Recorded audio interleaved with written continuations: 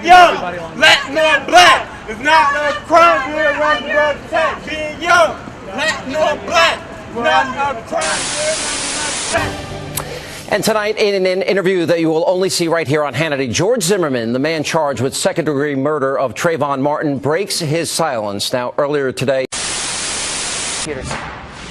I mean, is that a problem, John, for the state? A problem? That's a huge hurdle. The state has to prove that George Zimmerman was the attacker. The state has to prove that George Zimmerman acted with malice. And for an investigator, the lead investigator, who submitted the probable cause affidavit to say, you got me, I don't know who started the fight, that's probably something they will not overcome. When I say they, I mean the prosecution, Megan. I mean, it's...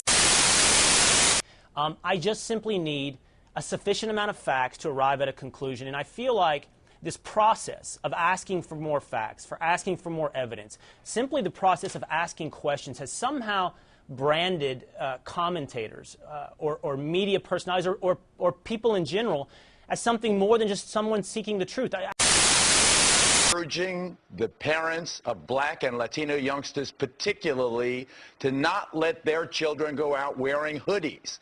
I think the hoodie is as much responsible for Trayvon Martin's death as George Zimmerman was. What do you mean? When you see a kid walking, Juliet, when you see a kid walking down the street, particularly a dark-skinned kid like my son Cruz, who I constantly yelled at when he was going out wearing a damn hoodie or those pants around his ankles, take that hood off. People look at you and they what's the instant identification? What's the instant association? It's those crime scene surveillance tapes. Every time you see someone sticking up a 7-Eleven, the kid's wearing a hoodie.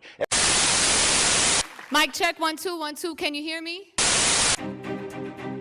Mic check. Mic check. Mic check. Mic Check is a show where we conduct various street interviews geared to hear the voice of the hard-working class residents of New York City. Every second of every minute of the day, week, month, and year, there is always something happening in the city. The problem is, the majority of our stories are being told for those media conglomerates that only spit out one-sided views. Mic Check's mission is to give a full 360 view of major events, protests, and political agendas that matter to you the most. We are here to inform, educate, and entertain the working class residents with information that is vital to your survival.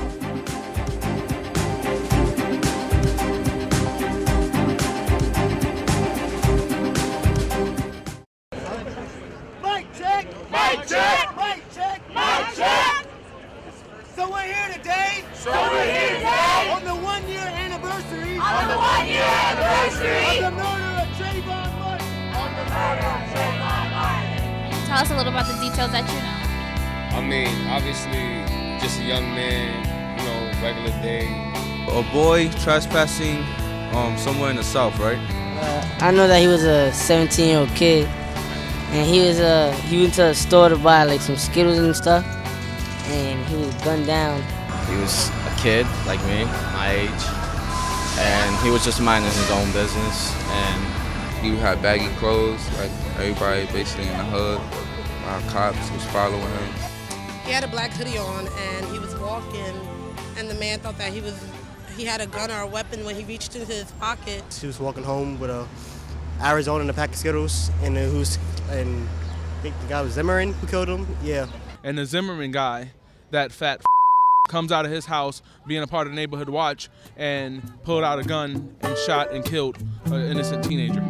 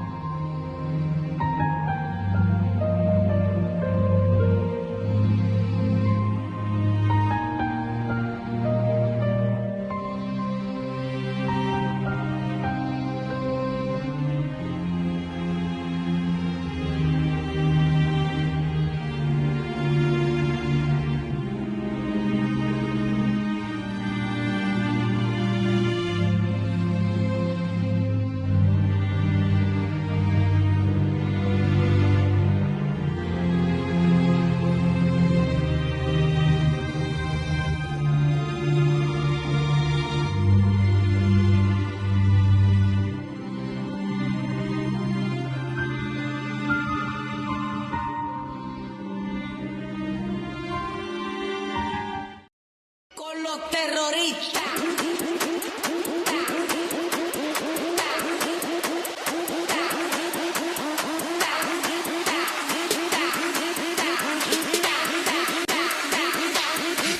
Harlem Shake.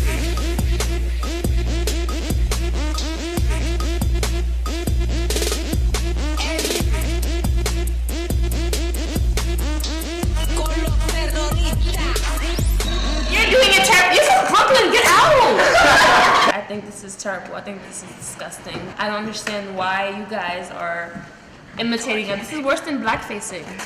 This is ridiculous. Why are you guys disrespecting Harlem? Why? And wasn't this made in like Ethiopia?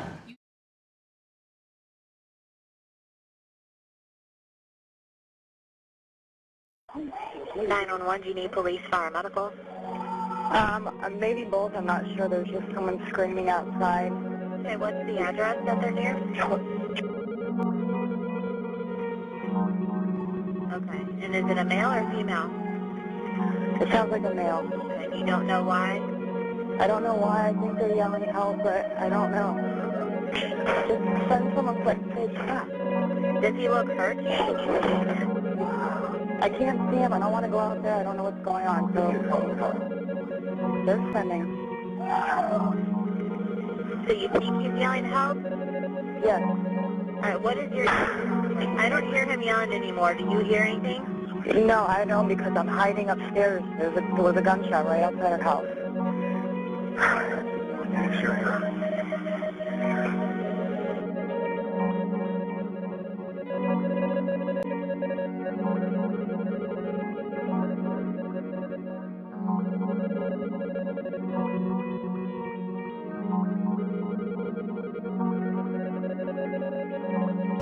Today is a one-year anniversary since Trayvon Martin's death, and we're here in a rally, raising awareness of it, because at first when it happened, it's a huge media sensation. I feel like once the sensation is gone and the public just forgotten about it, which is why it's so important for activists coming out here to keep speaking up about this. My community, actually, my school, Vanguard High School, Julie Richmond facility, 67th Street, 2nd Avenue.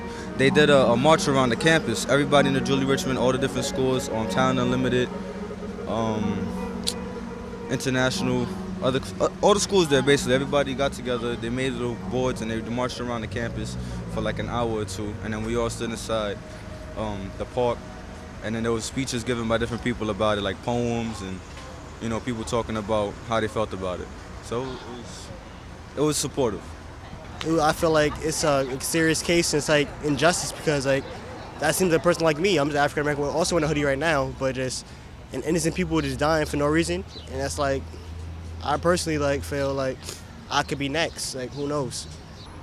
The case impacted the community by making sure everybody's well aware of what's going on in our surroundings, like all this tragedy, and young black and Hispanics, males and females, being treated without respect, like with dogs, like basically. I mean, it's not rare or shocking. It may be shocking to white America, but it certainly isn't shocking to black America. So, this is like, unfortunately, one of the many young black men that get shot or, arrested and being in jail, despite the fact that white people don't commit crime any more or less, actually. So,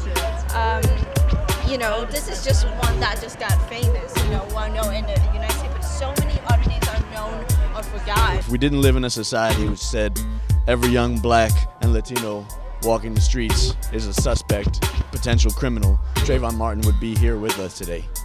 And he'd be turning 18 instead of having to mark the anniversary of his death. The police that day when Trayvon was murdered gave George Zimmerman medical care and then let him out the precinct that night.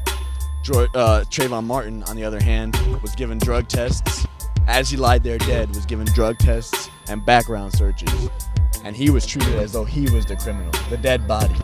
I felt like that was my kid. Like, it was crazy. Like, we do not have to live in a world. We do not have to live in a world where police brutality, and the murder of black and Latino youth, happens every 40 hours. More than the More than at the height. More than at the height. Of the lynching era. Of the lynching era. In the history of this country. In the history of this country. We do not have to live in a world. We do not have to live in a world. Where exploitation and oppression. Where exploitation and oppression. Are facts of life.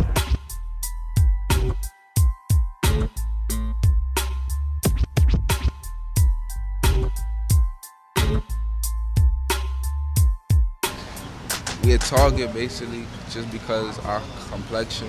They feel like we automatically doing bad stuff and just because we from the hood or whatever you want to call it. That's how we feel. Like everywhere we go, we feel like we got to duck from police or anything. We scared of cops out here because we know that they look at us like we the bad people out here. So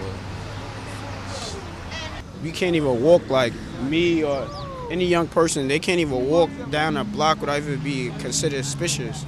Because people always say, like even when Trayvon Martin was murdered or whether it's whatever police murder you want to name, people are always like, well, yeah, but the youth are no good and they're up to no good and they're killing each other. Well, first of all, it's the system that put them in this situation where they have nothing else to do but to fight each other or to end up dead on the streets by police or incarcerated.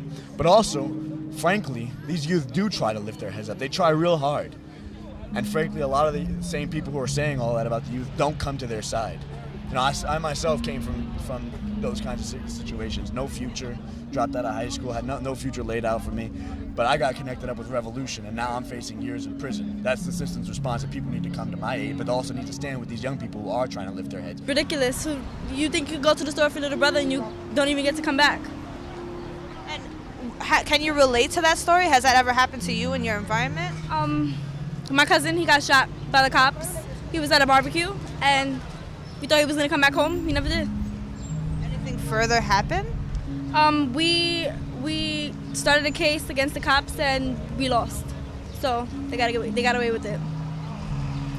We can't really win against the cops. Like they got so many people around that's gonna take their side before they gonna take our side. Cause half the time they might not have a witness. Most of the time they'll make sure nobody around. They catch you on a late night where it's just you and them.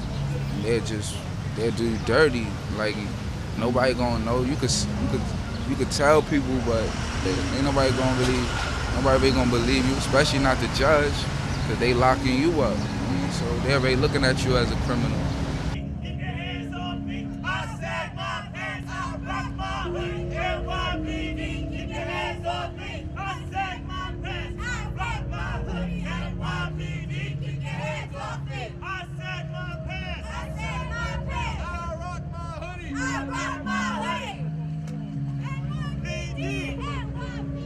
Keep your hands off me!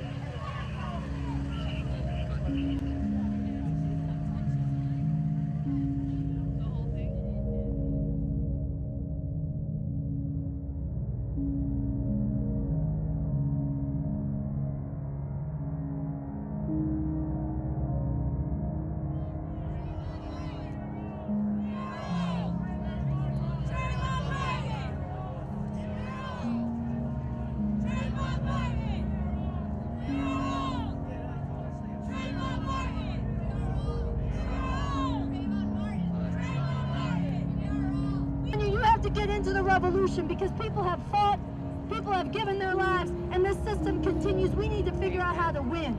To make a real revolution, we need leadership, we need strategy, we need science. We need a vision of what kind of a better world would look like. And we need to be changing ourselves right now to bring that world into being.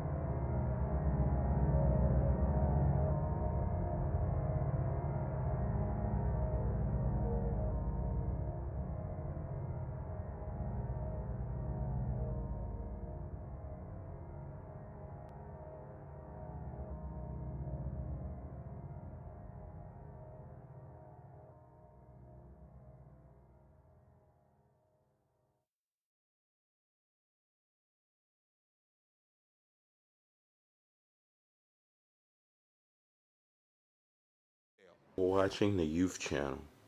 Take a couple of minutes to watch one of our PSAs.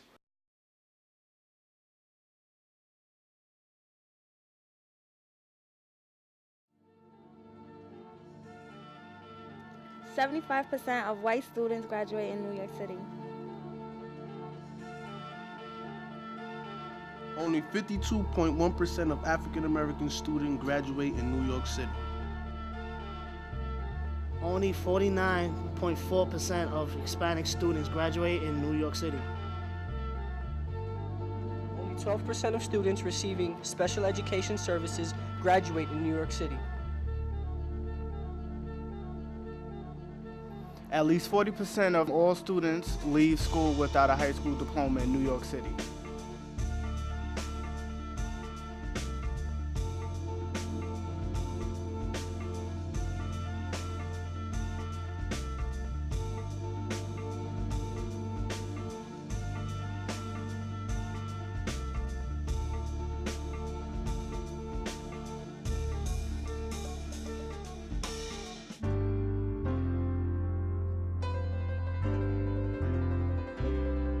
You have the right to stay in school until the age 21.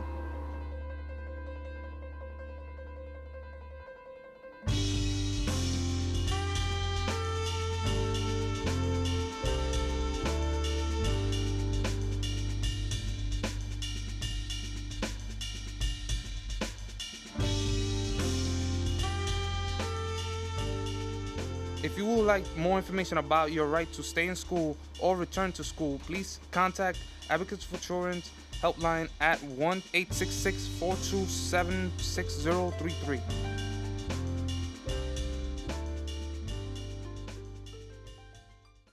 Ladies and gentlemen, we're back. Stay tuned and watch our featured programming. How have you felt being subjected to stop and frisk?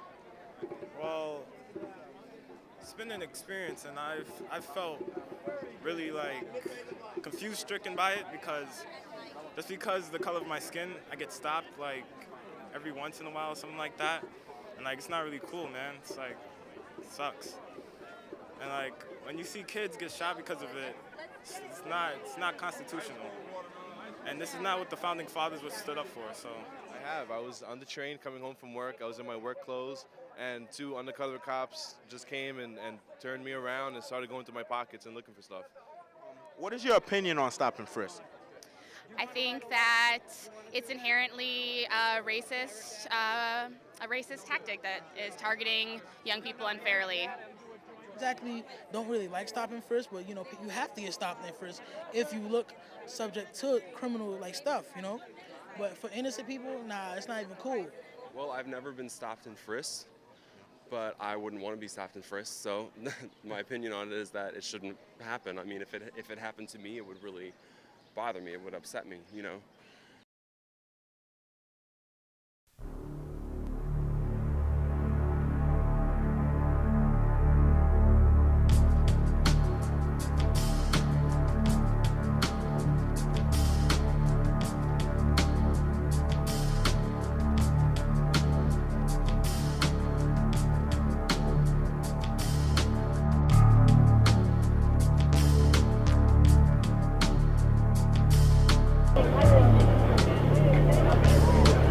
What kind of impact does stop and frisk have on communities?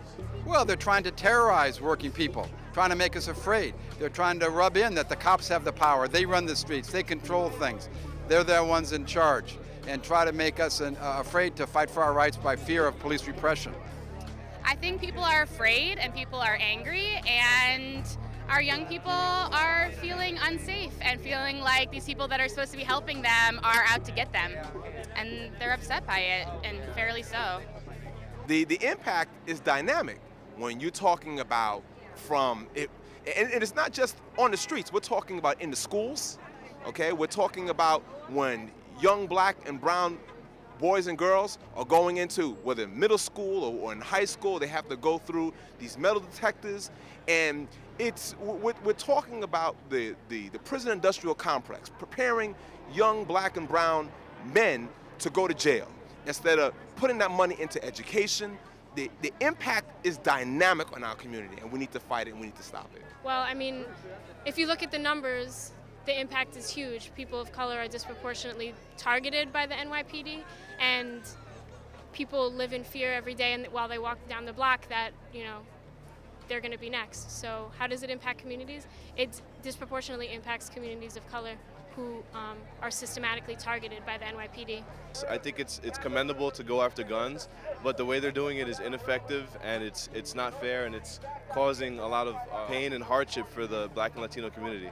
Well, I think that if there are people in a certain neighborhood that are getting stopped, when they come out of the train, they're walking to their house, they get stopped. People in the neighborhood see that happen, and it makes them, I think it makes them afraid, or it makes them feel like they're doing something wrong when they're not. You know what I mean? Like whenever police are around, I feel like I get a feeling like, it's like, am I doing something wrong right now? Or like you just get like you feel kind of weird, And so if they're actually stopping people, I mean, I just think it makes people like paranoid, in a certain community.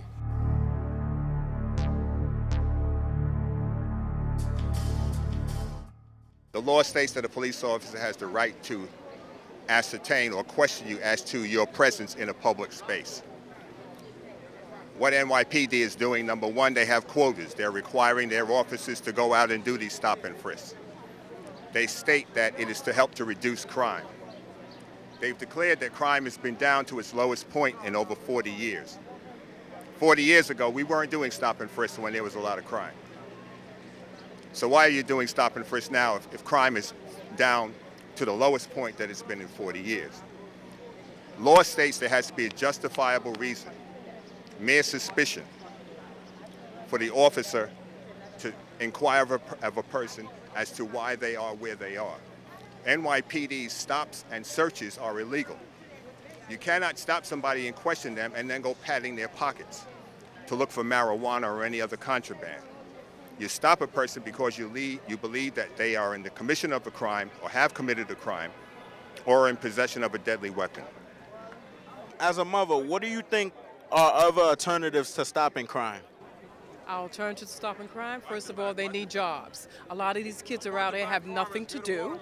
Okay, and they said that they want the kids to learn how to work with the cops. The cops need to know how to work with our children, and they need to bring cops that are here in the city and not out in the suburban areas who do not know how to deal with the children, the youth that are here in the city. That is the biggest problem. Okay, so I don't know what education these cops are getting, but whatever education it is to come over here and beat up our kids and kill them. Stopping crime, the police are the source of crime. Police are the criminals. I just gave you the example. 680,000 cases of criminal activity by the NYPD last year. So let's eliminate stop and frisk. That'll eliminate that crime. I do believe taking guns off the street stops crime. I agree with him with that. But if you look at the stats that came from, I believe, the police commissioner's office, it says that 1 in every 3,000 people stopped and frisked actually yields finding guns. So that's another reason why I think it's very ineffective. And for example, they can do the gun buyback programs that they do on the weekends. They've yielded way more guns doing that. Just they only done it once, and they took more guns off the street doing that than in 3 years of stop and frisk. I don't think it stops violence. Most of our young people being stopped have no weapons on them, had no intent of committing any crime. I don't think it stops violence at all. Frisk has nothing to do with reducing violence in this city. Stop and frisk has everything to do with harassing and intimidating young people of color in the city, and it has the vast majority of people who are stopped and frisked have nothing on them, have absolutely nothing to do with crime, and it has nothing to do with stopping violence in New York City or in any city across this country.